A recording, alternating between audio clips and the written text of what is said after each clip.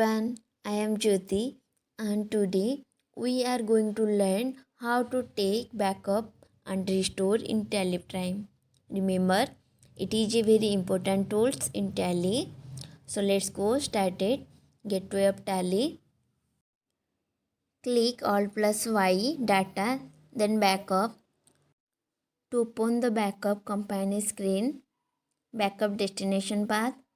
This is the default location of your company data. Select the required company.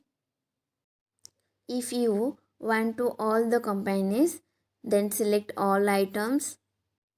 To backup all the companies, press enter to proceed.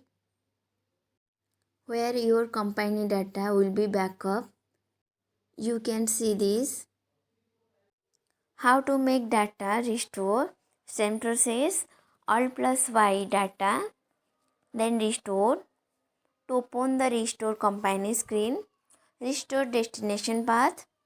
This is the location where your company data will be restored. Then select the required company. Press enter to proceed. Thanks for watching.